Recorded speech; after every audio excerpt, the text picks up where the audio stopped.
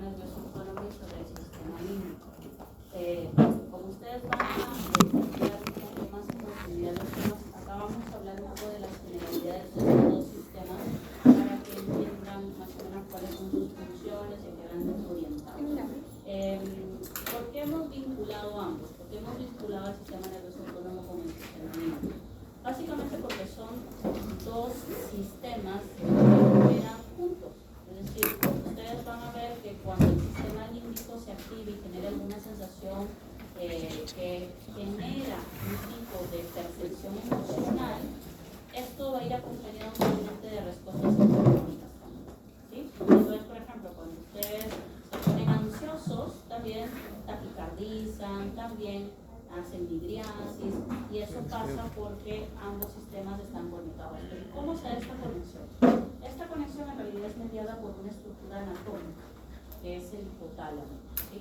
Vamos a ver que el famoso circuito de Papez en el sistema límbico incluye el hipotálamo, pero al mismo tiempo el sistema nervioso autónomo, para su regulación central, también incluye el hipotálamo. Entonces, si recordamos, el hipotálamo es una estructura clave en el encéfalo porque conecta diferentes funciones del sistema nervioso central. El hipotálamo no solamente va a regular la respuesta cognitivo-conductual, sino que también va a regular metabolismo, va a regular la respuesta endocrina y va a regular la respuesta autonómica. Entonces vamos a empezar hablando primero del sistema nervioso autónomo. Primero es importante diferenciar al somático del autónomo. ¿Okay?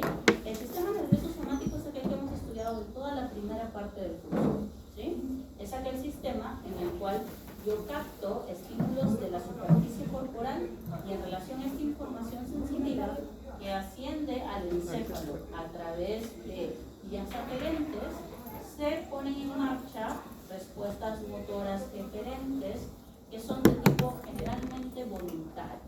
¿Okay? Y entonces, en el sistema nervioso somático, dependiendo cuál sea el estímulo sensitivo, yo obtengo siempre una respuesta de tipo motora, mediada entonces por este efector. ¿Quién es el efector entonces en el sistema nervioso motor somático? El músculo esquelético.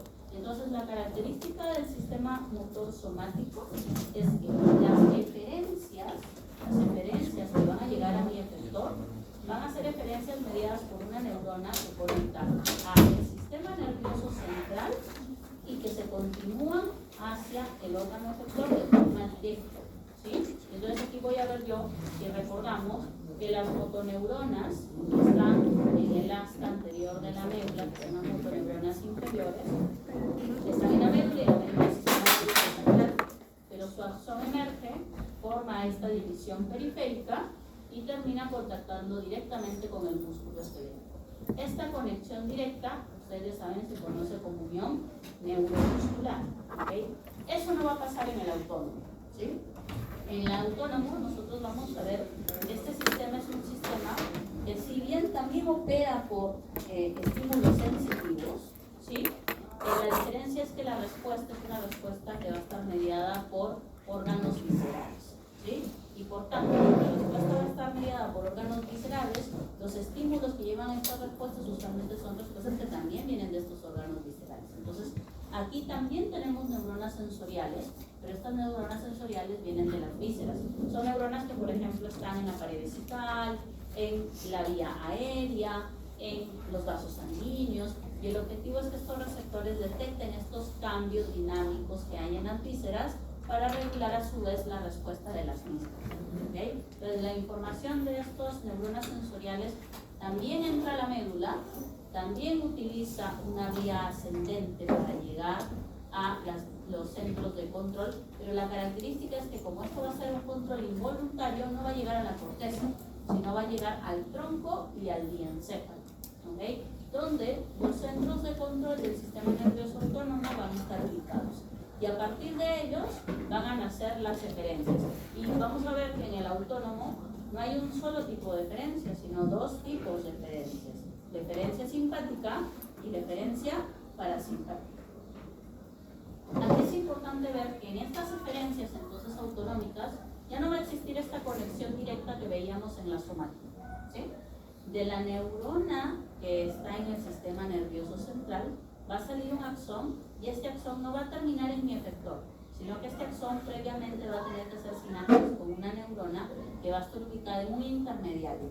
Este intermediario se va a llamar el ganglio autónomo, y entonces esta conexión se ve interrumpida por esta primera sinapsis, y luego el axón de esta neurona ganglionar es el que termina en mi órgano efector. Como veremos, aquí no tenemos un órgano efector, sino tenemos varios órganos efectores. Tenemos al músculo liso visceral, tenemos a las glándulas, que puede ser desde una glándula unicelular hasta una glándula compleja. Es decir, a través de, por ejemplo, la estimulación autónoma, yo puedo regular que, por ejemplo, las glándulas del bronquio secreten moco, puedo regular que las glándulas del duodeno secreten líquido rico en bicarbonato, o puedo hacer que todo el páncreas, por ejemplo, libere insulina o glucagón. Entonces, esta regulación va desde una glándula pequeña y simple hacia una glándula compleja. También tenemos aquí como célula diana a las células musculares cardíacas, y vamos a tener también como diana los adipocitos para mediar algunos efectos metabólicos. Entonces, la característica es que tenemos varias dianas y que ninguna de estas dianas es afectada de forma directa por los centros del central del autónomo, sino que vamos a tener como intermediarios esta ruta mediada por ganglios autonómicos. ¿Okay? Justamente como entonces en esta ruta yo tengo dos neuronas, las eferencias van a tener dos tipos de fibras preganglionares y fibras postganglionares. La fibra preganglionar es la que conecta la neurona que está en el sistema de control central del autónomo con la neurona que está en el ganglio. Y la fibra postganglionar es el axón de esta neurona que está en el ganglio, que termina haciendo contacto con el órgano diana. ¿Okay? Y entonces, sabiendo que en el autónomo las eferencias son de dos tipos, simpática y parasimpática, las dos cumplen con este principio de tener esta sinapsis intermedia. Sin embargo, hay unas características diferenciales entre una y otra. ¿Sí? En ambos sistemas, en ambas eferencias, las fibras preganglionares son fibras de tipo colinérgico, es decir, fibras que liberan acetilcolina. ¿Sí? Tanto en el parasimpático como en el simpático, estas fibras preganglionares son colinérgicas. ¿Qué quiere decir? Que liberan acetilcolina, y la razón por la cual liberan acetilcolina es porque las neuronas que están en los ganglios autónomos son neuronas que tienen en sus dendritas receptores de tipo nicotínico. ¿Okay? Cuando la acetilcolina se une a estos receptores nicotínicos, vamos a conseguir que entonces la neurona libere su neurotransmisor. Eso pasa, vamos a verlo por aquí en un esquema. Eso pasa porque cuando la acetilcolina se une a un receptor nicotínico, usualmente este receptor permite la despolarización celular y la entrada de calcio, y eso obviamente facilita la exocitosis del neurotransmisor. Entonces, cuando esta acetilcolina preganglionar llegue a la neurona ganglionar, la va a excitar, ¿okay? Y va a hacer que esta neurona libere hacia el órgano diana su neurotransmisor. Y entonces aquí viene la diferencia en las fibras postganglionares. En el caso del parasimpático, estas fibras postganglionares también van a ser fibras colinérgicas, igual que las pre. Por lo tanto, cuando se dé la liberación hacia la diana, lo que vamos a liberar por esta ruta parasimpática es acetilcolina. Y los efectos que vamos a ver en las dianas por esta acetilcolina van a ser mediados por los receptores viscerales de acetilcolina. ¿Quiénes son los receptores viscerales de acetilcolina?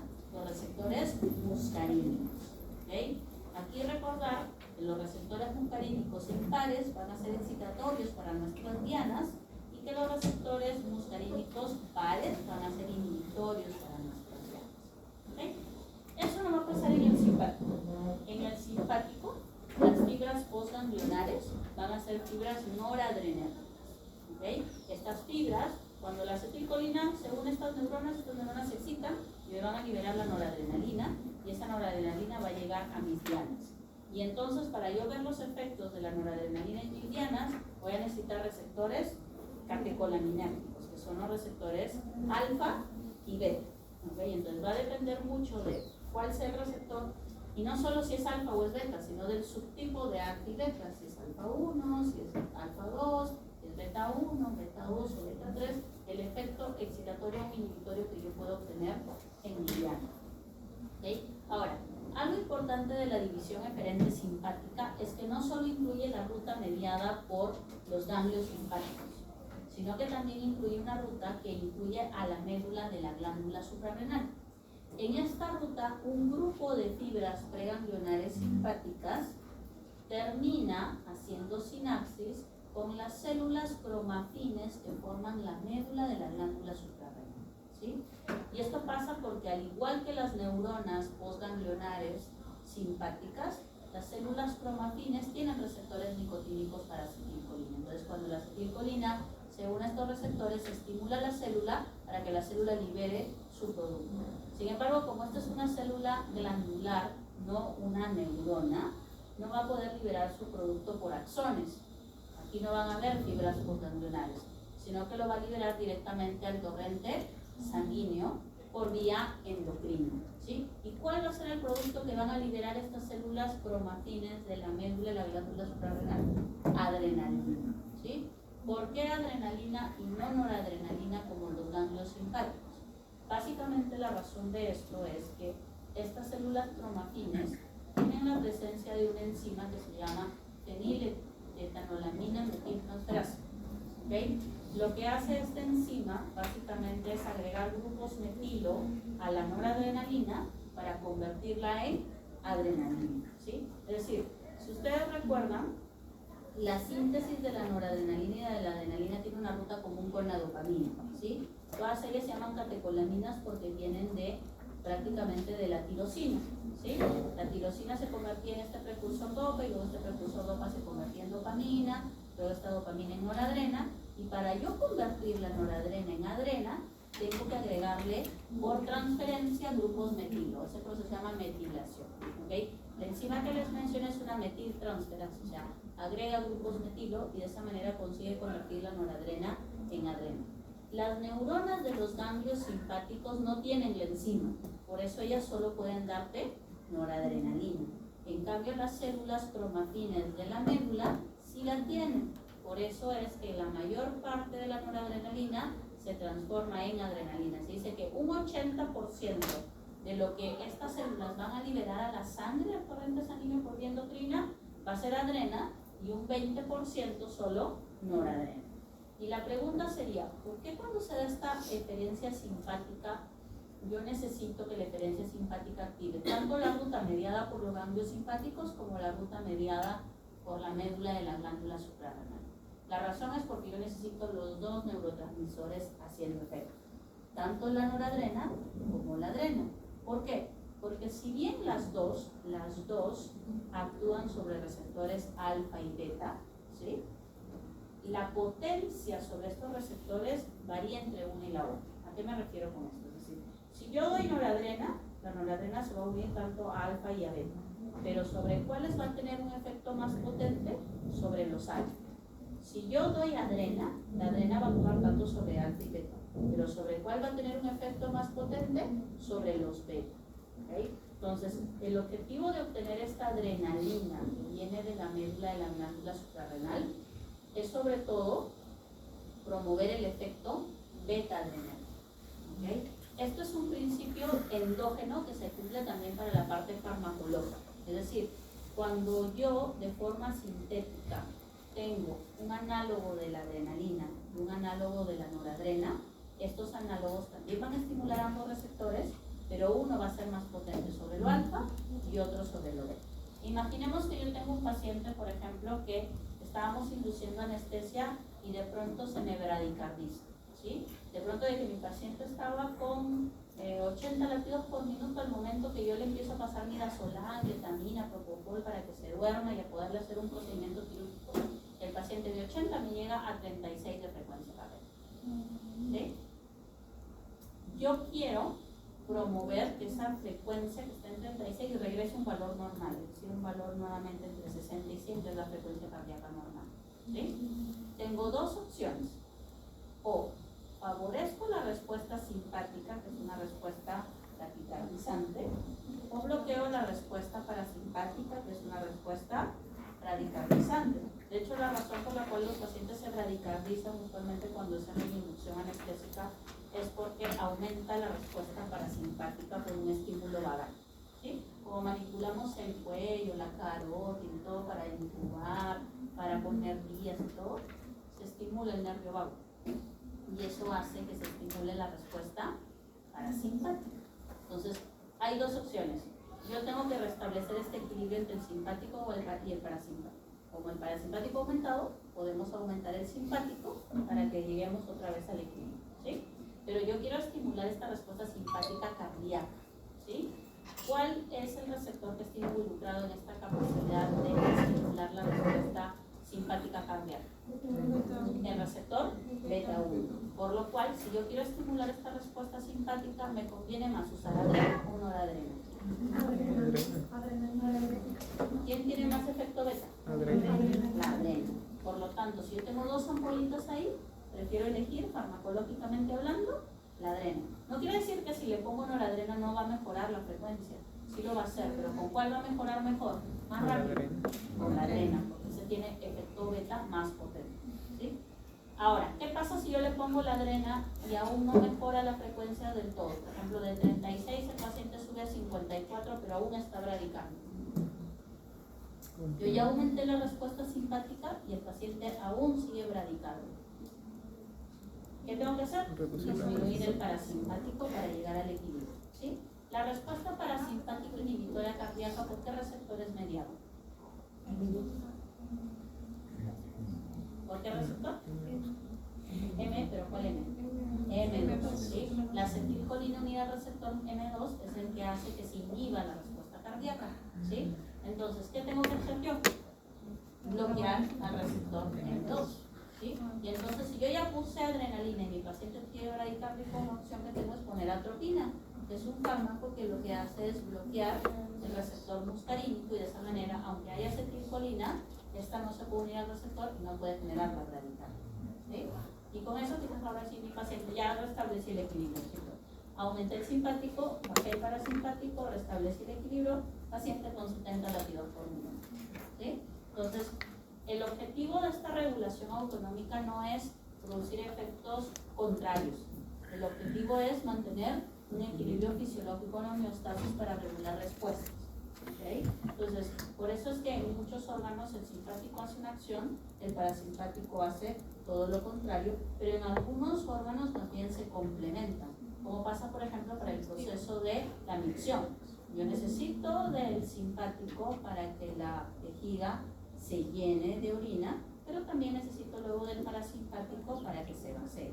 Luego nuevamente del simpático para que se vuelva a llenar, y es una secuencia en la que en realidad no es que se opongan, en realidad es que se complementan, porque ¿qué pasaría si solo operara el simpático y solo se llenara la vejiga? En algún momento la vejiga explotaría, pues, porque no se vaciaría. Entonces necesitamos ir alternando entre uno y otro para poder ir ejecutando esta función de evacuación, ¿no?, de la orina. Entonces, son complementarios, más que opuestos, muchas de sus funciones en realidad son complementarios y buscan siempre llegar al punto de equilibrio de homeostasis. ¿Okay? Entonces, miren, algo que también debemos comparar entre los dos es que en el simpático las fibras preganglionares van a ser cortas, mientras que las postganglionares van a ser largas. ¿Por qué pasa esto? Básicamente es por la distribución anatómica de la eferencia simpática, ¿sí? En el simpático, la información de los centros de control baja a la médula y llega a esta estructura que se llama el haste intermedio lateral, ¿sí? Este haste intermedio lateral solo se encuentra en los segmentos torácicos y en los primeros lumbares. Algunos autores dicen que va de T1 hasta L2 nada más. Otros dicen que va de T3 a L2, es variable. Toma casi todos los segmentos torácicos y solo los primeros lumbares. Quiere decir que en la médula cervical y en la sacra no hay haste intermedio lateral, ¿okay? Y esta neurona que vemos ahí tendría que ser esta neurona de acá, ¿sí? Nuestra neurona preganglionar. Este axón sale de la médula y va a llegar a los ganglios para ahí hacer la conexión, ¿ok? ¿Cómo sale de la médula? Eso es lo interesante. Se supone que para salir de la médula necesitamos sacarla por alguna raíz, ¿sí? Lo que hace esta información simpática es salir por la raíz anterior. Por ahí por donde sale la información motora del asta anterior, por ahí también sale esta información. Pero en lugar de continuar por el nervio raquídeo, esta información se mete hacia la cadena ganglionar y para eso utiliza algo que se llaman los ramos comunicantes. Los ramos comunicantes son conexiones entre la raíz anterior del nervio raquídeo y la cadena ganglionar simpática, ¿sí? Existen dos ramos comunicantes, un ramo comunicante blanco y un ramo comunicante gris. El blanco es blanco porque tiene fibras ricas en mielina, el gris es gris porque tiene fibras amielínicas. La característica es que normalmente las fibras simpáticas, se entenderá que las que son mielínicas son información rápida y las que son amielínicas son información que puede ir más lento desde el punto de vista de respuesta simpática. Hay respuestas simpáticas rápidas, hay respuestas simpáticas más lentas.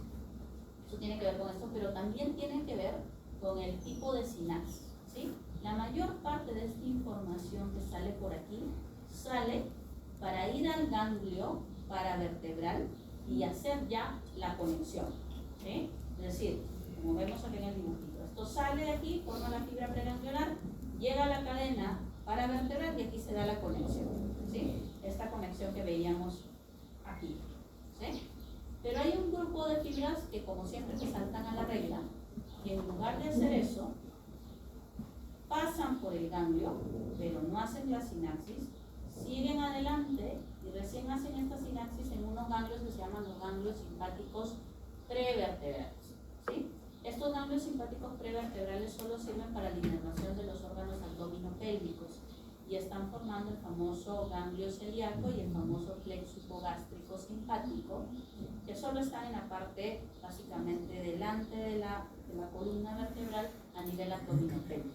Entonces, solamente esas fibras, lo vamos a ver aquí en el dibujito, entran por los ramos comunicantes hacia la cadena ganglionar, pero no hacen sinapsis, sino que siguen de frente y recién cuando llegan al ganglio prevertebral, aquí hacen la comunicación. ¿Okay? Entonces, pero son pocas fibras y son fibras destinadas básicamente a la inervación del colon, a la inervación de la vejiga y de los órganos sexuales. ¿Okay?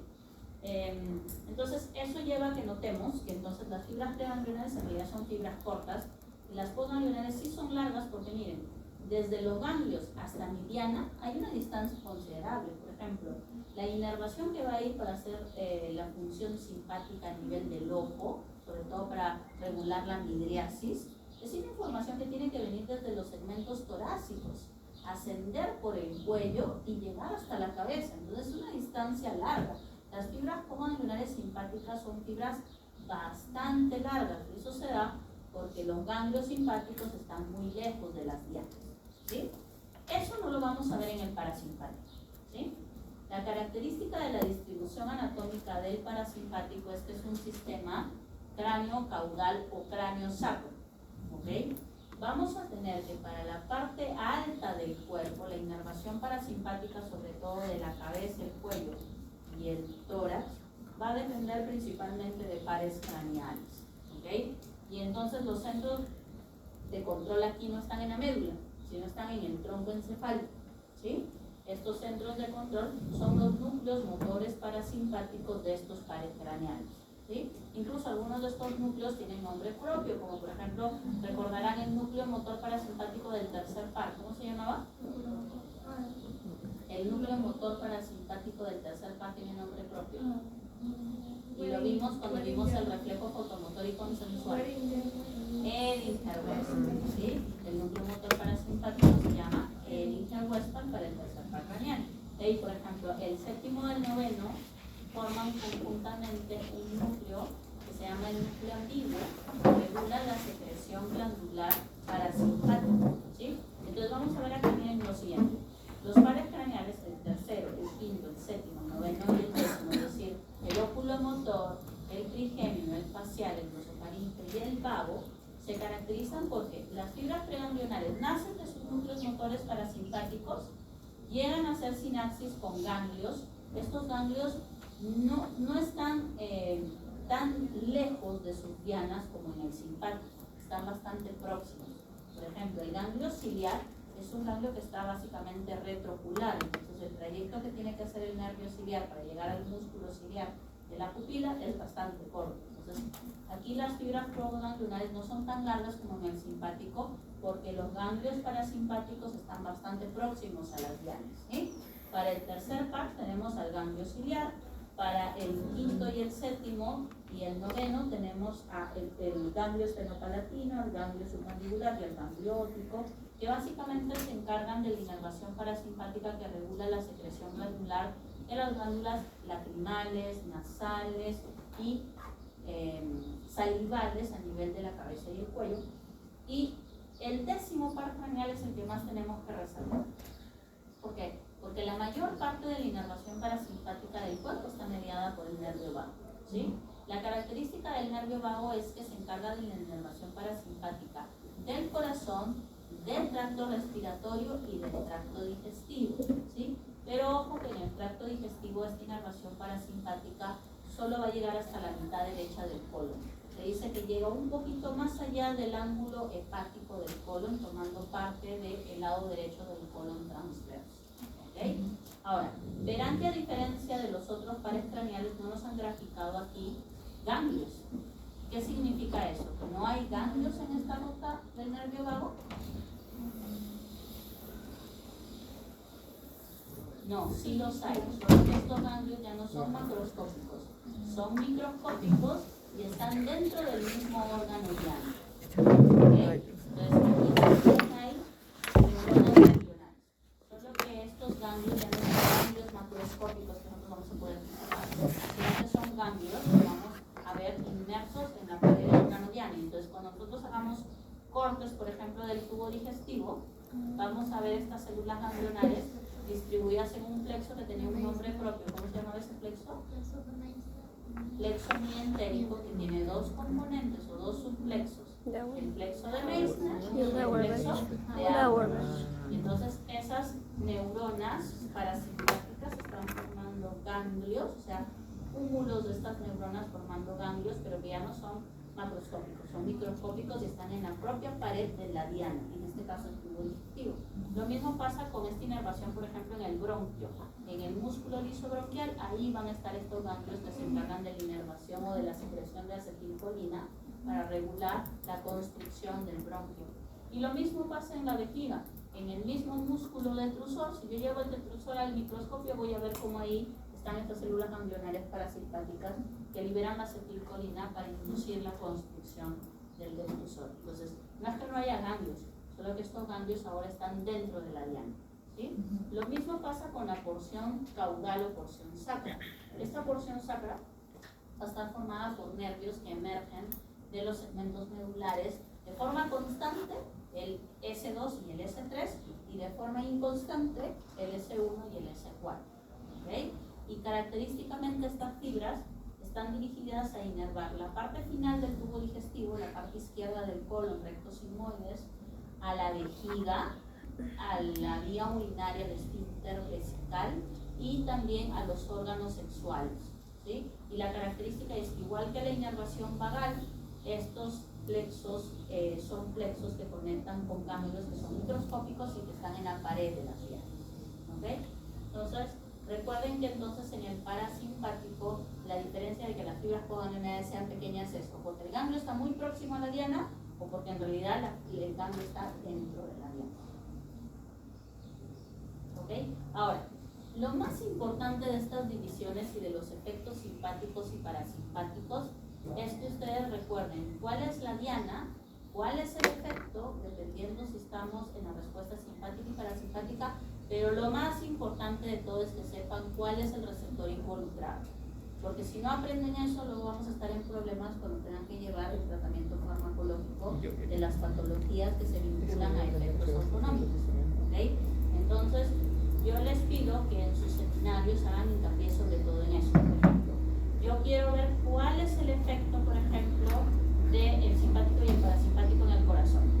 El efecto parasimpático en el corazón es mediado por el receptor M2. Y este efecto es un efecto inhibitorio, porque en efecto cuando la acetilcolina se une al receptor M2, luego vamos a tener un gráfico, la característica es que este receptor M2 es un receptor acoplado a proteína G. Y por lo tanto lo que hace es inhibir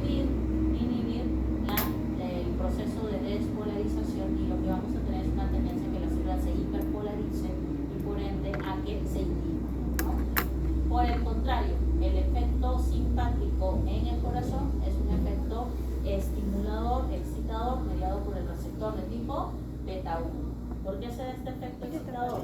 Porque los receptores beta usualmente están acoplados a proteínas que producen excitación, despolarización, entrada de AMP cíclico o liberación de calcio intracelular. Si no está aquí la filmita, la han cerrado, pero es importante que ustedes tengan en cuenta que lo más importante de estos efectos simpáticos y parasimpáticos no es solo conocer el efecto, sino a qué receptores están vinculados para entender cómo podemos orientar el tratamiento farmacológico. Porque, por ejemplo, si yo quiero tratar una vejiga hiperactiva, ¿sí?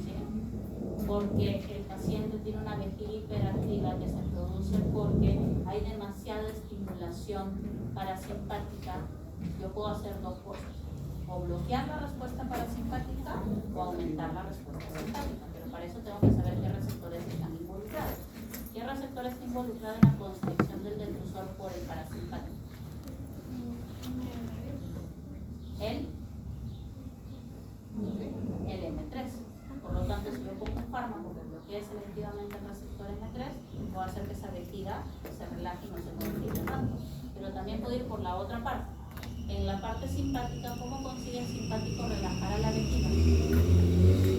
Por los beta Con los receptores beta 2 y beta 3. Por lo tanto, si yo doy agonistas beta 2 y beta 3, también puedo conseguir que se relaje el detrusor. Entonces, entiendan que es importante conocer el receptor, porque sobre todo es importante direccionar el tratamiento a un receptor específico para no ver efectos generalizados, porque yo podría dar cualquier análogo beta no selectivo. El problema es que no solamente voy a ver el efecto en la vejiga, también voy a ver el efecto en el corazón, voy a ver el efecto en el músculo esquelético, el efecto glandular. Entonces es importante tener en cuenta cuál es el receptor específico para preferentemente utilizar medicamentos selectivos. Y en una serie de enfermedades entra en juego conocer los receptores autonómicos: hipertensión arterial, vejiga neurogénica, tratamiento, por ejemplo, del glaucoma, tratamiento, por ejemplo, de la disfunción eréctil, tratamiento de una lista muy larga de enfermedades implican receptores mediados por respuestas autonómicas. Entonces, si ustedes no conocen cuál es el receptor y cuál es el efecto, no van a entender por qué utilizamos ese fármaco, ¿sí? Entonces, pregunta fija del examen es que les vamos a poner alguna de estas acciones mediadas por receptores de las epilepsias simpáticas o parasimpáticas. ¿Okay? Entonces, en sus libros hay tablas donde está la respuesta, la diana y el efector mediado por qué receptor. ¿Ok? Muy bien. Dejemos un ratito el sistema nervioso autónomo, porque en esto ustedes van a entrar a detalle en el seminario. Y hablemos un poquito ahora sobre el sistema límbico. ¿Okay?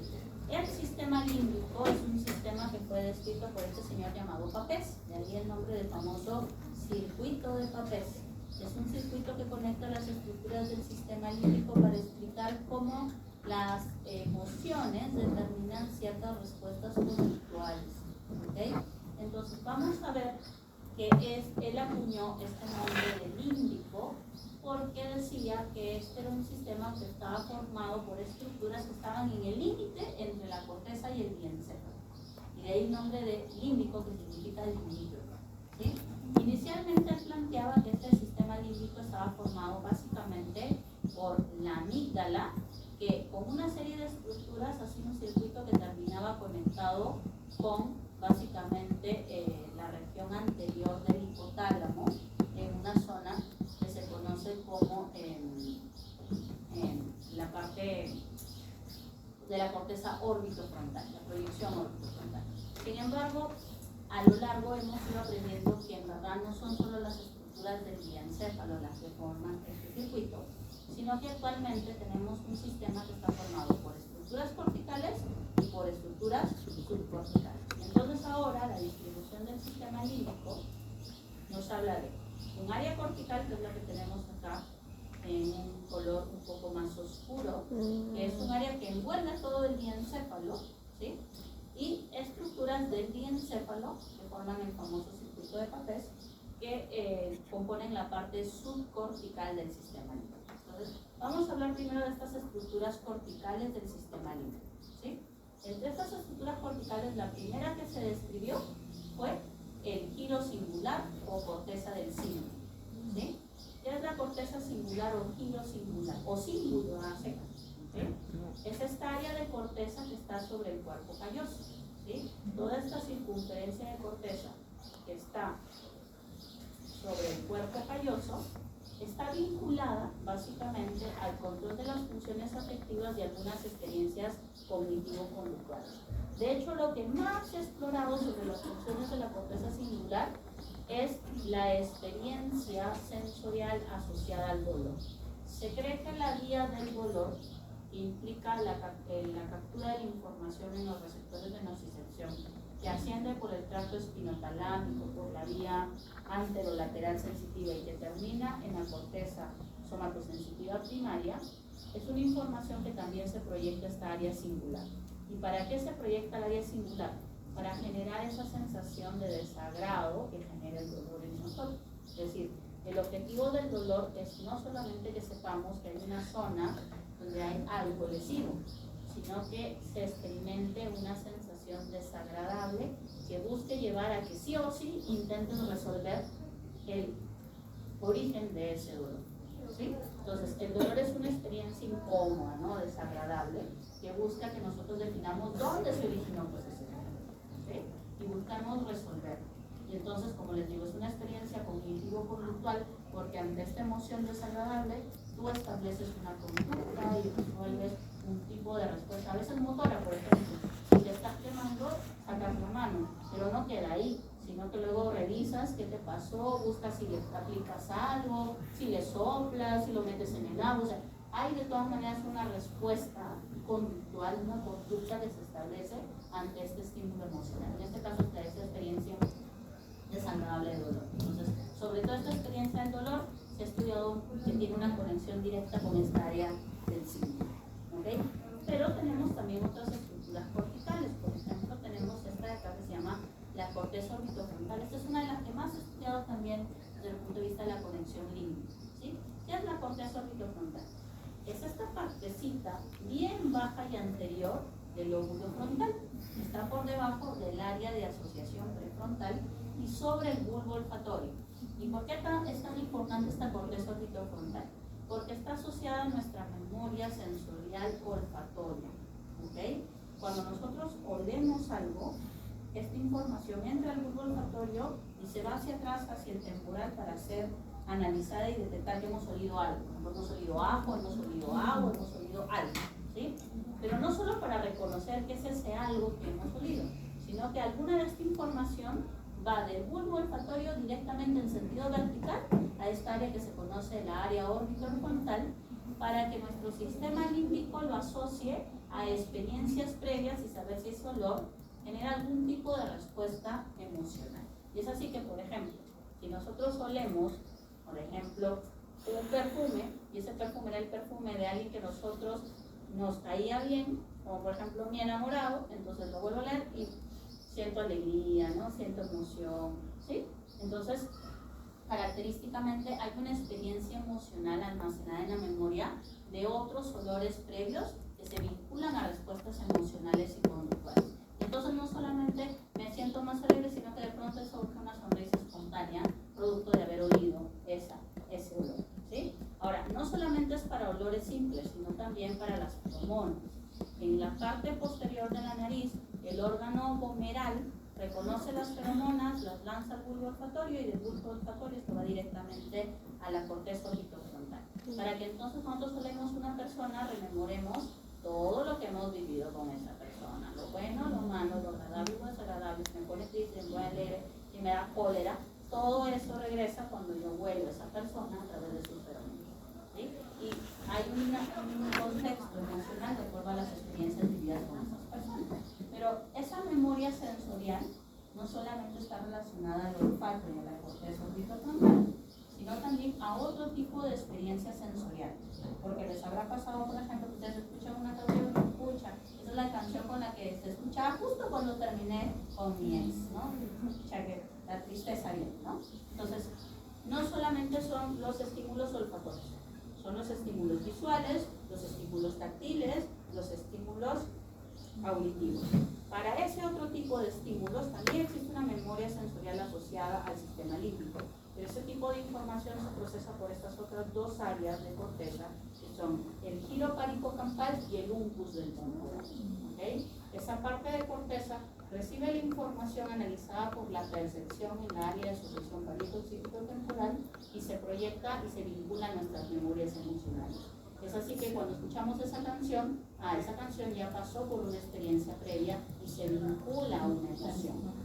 ¿Okay? Entonces, obviamente no todos los estímulos sensoriales tienen de fondo una emoción, porque esas emociones están dadas por experiencias previas con esos mismos estímulos. Entonces, si el estímulo es nuevo, no necesariamente me va a generar una emoción. ¿Okay? ¿Y de dónde parte eso? De que el sistema límbico reconoce si ese estímulo ya estuvo dado y si está vinculado a una experiencia previa. Eso se conoce como memoria emocional en el sistema límbico. ¿Okay? Ahora, estos sistemas simplemente captan esta información sensorial para analizarla, pero se la tienen que proyectar a estas estructuras que están aquí en la parte subcortical para que hagan este trayecto, este ascenso de la información que finalmente es confrontado, lleva las respuestas cognitivo-conductuales por el lóbulo frontal sobre todo. ¿Okay? ¿Qué forma esta parte subcortical? Como verán ahí, el eje de la parte subcortical del sistema límbico es el hipotálamo, y este eje hace que conectemos al sistema límbico con el sistema nervioso autónomo y con la parte cognitiva del lóbulo frontal. ¿Okay? De esa manera nuestras emociones se vinculan a conductas, pero se vinculan también a respuestas vegetativas.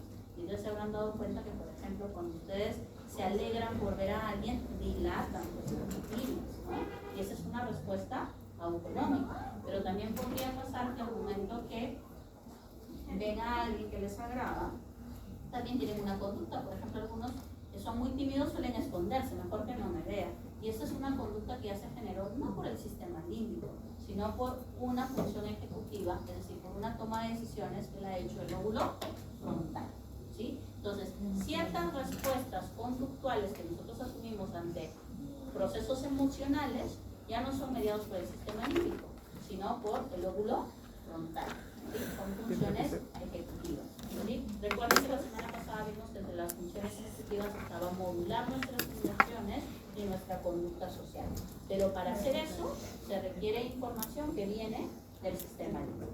¿Okay? Entonces, en estas estructuras del sistema límbico, además del hipotálamo, es importante resaltar la participación del tálamo, sobre todo en su porción anterior, del hipocampo, porque aquí es donde se almacena la memoria, y entonces de ahí es donde vamos a sacar estas experiencias previas para vincular las emociones, la amígdala y algunas porciones de los ganglios de la base.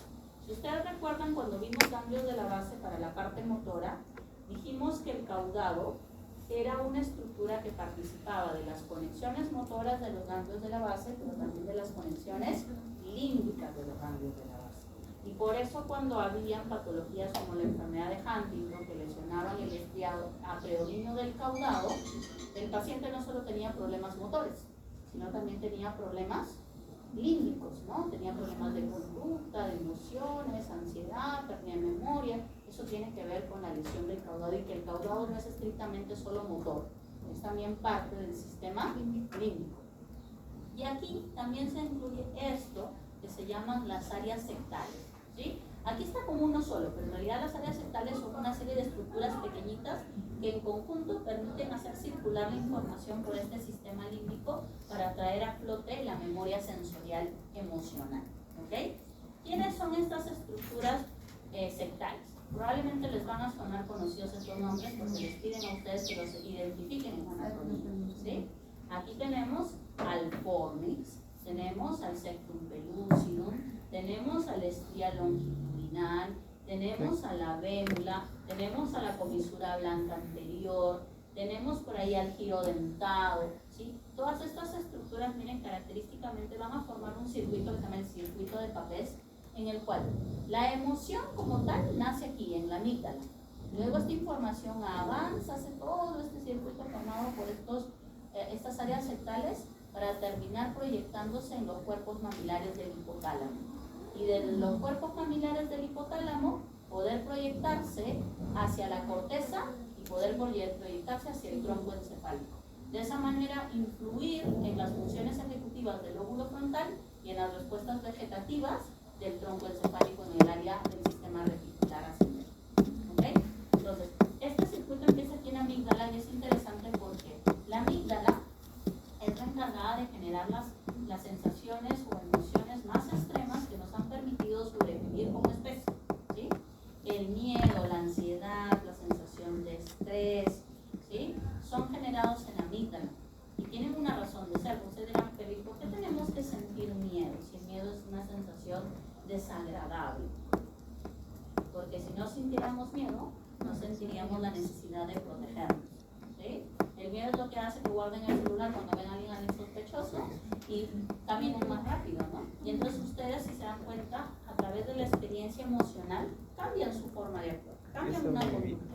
Incluso prenden una actividad cognitiva, porque de pronto ya empiezas a pensar, mejor y si camino por acá y no por acá, y entonces tomo una decisión y cambio una conducta, ¿sí? Y entonces las emociones son importantes, se generan aquí en la amígdala, pero se tienen que proyectar, porque si no se proyectan no tienen funcionalidad. La funcionalidad es que cambien algún proceso cognitivo-conductual, ¿ok? Y esta proyección influye al final no solo en la respuesta vegetativa, sino en la respuesta también motora, ¿ok? Entonces, aquí en el PPT les hemos puesto la ubicación anatómica de cada una de estas estructuras. Esto es un tema de anatomía, pero es importante que ustedes sepan dónde están ubicadas cada una de estas estructuras en el sistema límbico. Pero lo más importante es resaltar el papel de la amígdala como generador de las emociones para, a partir de esto, modificar conductas, el papel del hipotálamo para conectar al sistema límbico con las respuestas vegetativas y corticales, y el hipocampo porque es de aquí de donde movilizamos las memorias para generar estas emociones. Es decir, las emociones se generan a partir de experiencias previas, ¿sí? Es decir, si algo nos da miedo es porque en algún momento realmente ese algo implicó para nosotros algún riesgo, ¿sí? Es decir, por ejemplo, los niños cuando meten por primera vez el dedo en el interruptor y les pasa corriente, saben que eso genera dolor, y entonces a partir de ahí, ¿qué generan? A partir de esta experiencia dolorosa, una memoria que genera miedo al interruptor, entonces ya no vuelven a meter el dedo ahí, entonces una conducta cambia en relación a un estímulo, porque yo sé que ese estímulo me da dolor, me produce una sensación desagradable y por lo tanto me da miedo. Y ahora cada vez que veo un cable por ahí yo digo, no, yo no lo cojo así con los dedos, porque lo más probable es que me pase corriente y la corriente produce dolor, ¿sí? Y el dolor es desagradable. Entonces esto modifica los aspectos conductuales, ¿sí? Ahora, dentro de estas estructuras sectarias que ya hemos mencionado, son varias, hay una que no la vamos a poder ver anatómicamente. Si alguien me dice que está ahí, está imaginando porque no se ve anatómicamente, no se ve.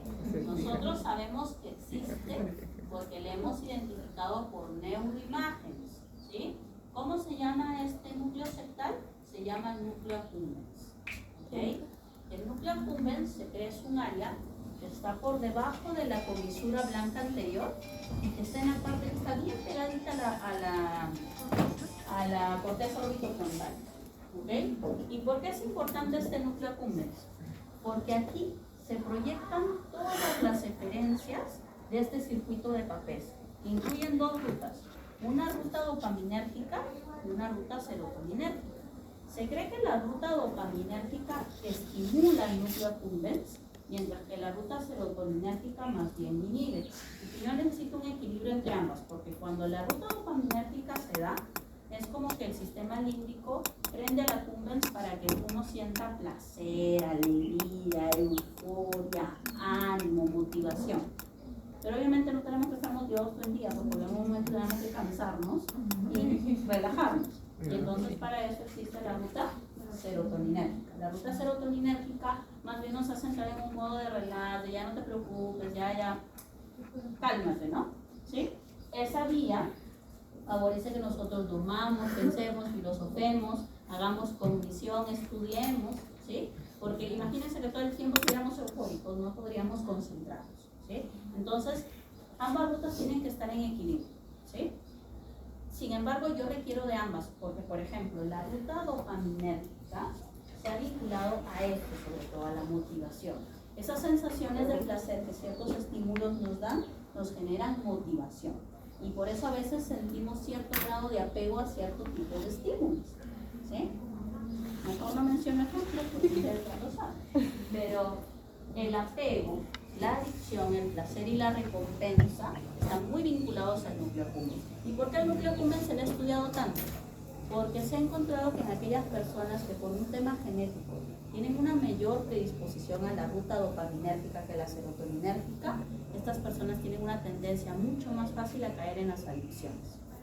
¿Okay? Entonces, sabiendo que yo tengo dos jóvenes que tienen el mismo entorno social, los mismos problemas, es decir, el factor ambiental es el mismo, a los dos los someto al mismo estímulo, por ejemplo, la exposición a la marihuana. Uno hace adicción y el otro no hace adicción. El contexto social es el mismo, el factor ambiental es el mismo. ¿Por qué uno hizo la adicción y el otro no? Ahí entra el otro factor, el factor genético. ¿Sí? Entonces, en las adicciones hay un contexto ambiental y un contexto genético. Y les digo lo ambiental porque obviamente, si alguno de ustedes tiene esa predisposición genética, pero nunca prueba una droga recreativa, obviamente nunca se va a hacer adicto. ¿Sí? Entonces, o si ustedes no tienen problemas familiares, no van a buscar apegarse a un estímulo desde el punto de vista ambiental. Entonces, entra en juego ambas cosas. ¿Okay? Entonces, cuando nosotros queremos tratar las adicciones, no solamente tenemos que irnos a la parte ambiental, a controlar el factor ambiental, sino también a controlar el factor genético que está relacionado básicamente a la parte de neurotransmisores. Entonces, para estos pacientes nosotros utilizamos fármacos también. Es decir, cuando un paciente se ingresa para tratar de dejar las drogas, tenemos que dar terapia cognitivo-conductual, psicológica, para ver qué factor entre los juegos se divorció, se separó, lo abandonaron, lo violaron, es pobre, algo pasa para que el contexto haya favorecido la adicción, pero también trabajamos la parte de neurotransmisores. Entonces usamos fármacos para restablecer este equilibrio entre la dopa y la serotonina y regular un poco que ya no existe este apego extremo al estímulo. ¿Sí? Algo que van a ver cuando los pacientes que son adictos entran a estos procesos de rehabilitación es que durante este periodo de desapego al estímulo, por la abstinencia, el sistema límbico bombardea, y como el sistema límbico está conectado con el sistema nervioso autónomo, ¿qué pasa en la abstinencia? Los pacientes hacen una serie de síntomas autonómicos. Ansiosos. ¿Sí? El paciente se taquicardiza, luego se bradicardiza, suda, luego se seca, se hipertensa, luego se hipotensa, y eso es porque el límbico dispara como loco al autónomo y que producen estas respuestas autonómicas marcadas, al punto que a veces hay que darles fármacos para regular las respuestas autonómicas en este periodo agudo de la abstinencia. ¿Sí? Y no es que el paciente lo quiera hacer, es porque el sistema límbico se desequilibra. ¿Okay? Entonces, es importante que conozcan el núcleo accumbens. De hecho, de todas las partes del sistema límbico, la más estudiada hasta el momento, básicamente por el tema de las adicciones, ha sido el accumbens. De hecho, de todas las partes del sistema nervioso, de lo que menos sabemos es del sistema límbico. Así que es un campo grande de investigación aún para poder avanzar en la neurociencia. Preguntas, dudas sobre esta parte en relación a los tópicos de su seminario. ¿La lista por dónde va? ¿Firmaron todos?